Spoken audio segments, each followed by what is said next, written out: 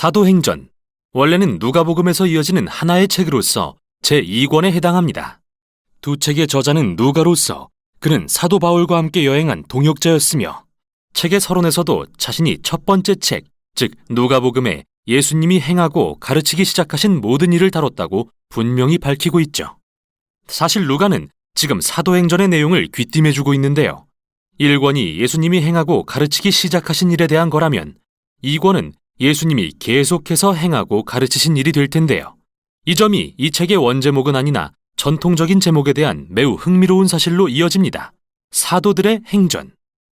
이 책의 이야기 대부분에 여러 사도가 등장하긴 합니다. 하지만 전체 이야기를 처음부터 끝까지 이끌어가는 인물은 예수님뿐이며 직접 또는 성령을 통해 일하시는데요. 그런 의미에서 더 정확한 제목은 예수님과 성령의 행전이라고 할 수 있죠. 서론은 부활하신 예수님이 제자들과 40일을 지내며 하나님 나라에 대해 가르치신 이야기입니다. 이는 누가복음의 이야기로 다시 이어집니다.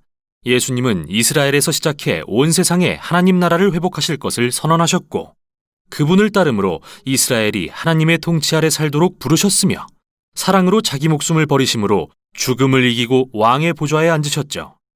이처럼 사도행전은 부활하신 예수님이 제자들에게 그분의 나라에서의 삶에 관해 가르치시는 것으로 시작됩니다. 예수님은 곧 성령이 오시면 제자들이 그분의 임재 안에 거하게 될 거라고 약속하시는데 이는 구약 선지자들의 중요한 소망 중 하나가 성취된 것으로서 메시아의 나라에서는 하나님의 임재, 즉 성령이 새 성전이 된 그분의 백성 안에 거하시고 그들의 마음을 새롭게 하실 거라는 소망이죠. 예수님은 이 일이 일어나면 그들이 성령의 능력을 입어 예루살렘과 온 유대와 사마리아와 땅끝까지 이르러 그분의 증인이 될 거라 하십니다.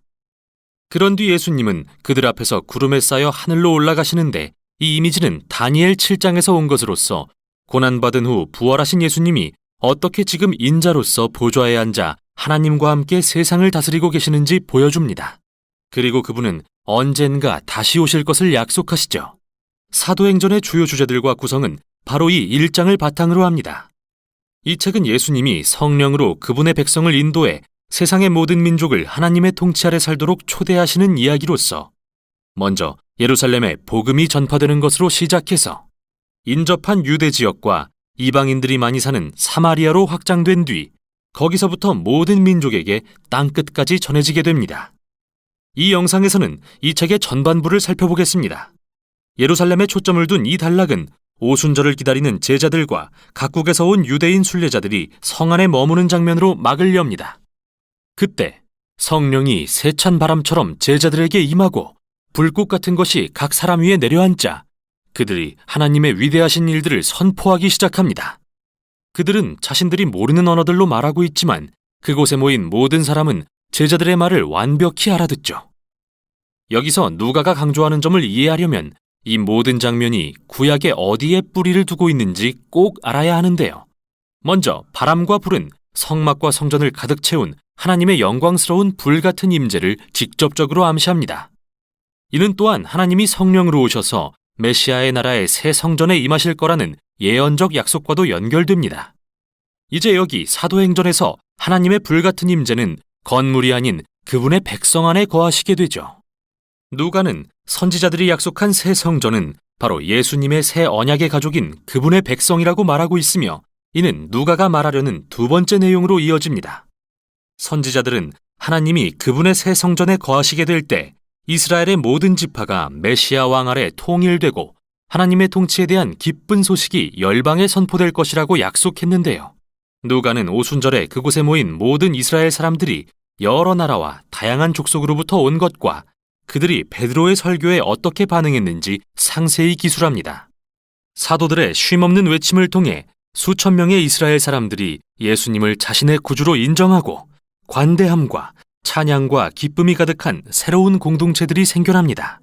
그러나 모두가 기뻐한 건 아닌데요.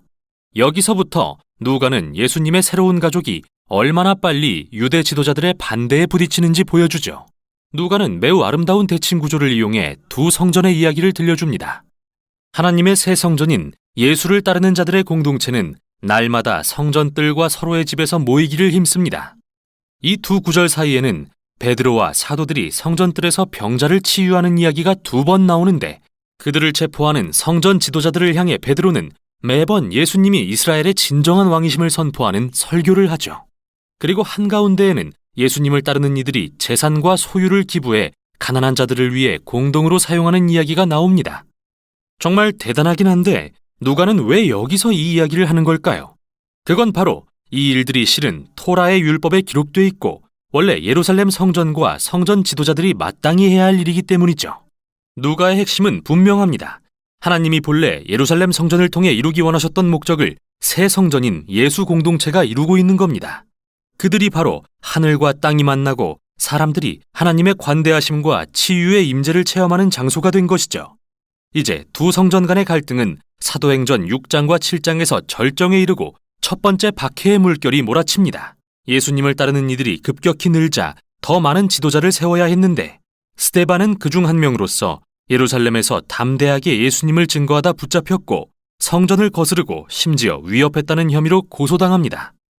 공회에 선 스데반은 긴 설교를 통해 이스라엘 지도자들이 하나님이 보내신 선지자들을 항상 배척해왔으며 예수님도 거절했고 이제 제자들까지 거절한다고 질책합니다. 이에 예루살렘 지도자들은 격분해서 스데반을 죽이고 큰 박해의 물결이 몰아칩니다. 이로 인해 예수님을 따르는 자들이 예루살렘을 떠나 흩어지게 되죠. 그러나 그 결과는 역설적입니다. 누가는 이 비극을 계기로 하나님께서 어떻게 예수님을 따르는 자들을 유대와 사마리아로 내보내셨는지 알려주는데요. 이 단락에서 그는 다양한 이야기를 통해 예루살렘에 기반을 둔 유대인 중심의 예수 공동체가 어떻게 국제적인 다민족 운동으로 변했는지 보여주죠. 가장 먼저 사마리아로 간 빌립의 사역입니다. 유대인들이 원수처럼 혐오하던 이 지역에서 많은 사람이 예수님을 따르게 됩니다. 다음은 후에 바울로 불리는 다소 사람 사울의 회심인데요. 그는 제자들의 목숨을 노리던 열렬한 박해자였지만 부활하신 예수님을 직접 만난 후 그리스도의 열렬한 옹호자로 변화되죠.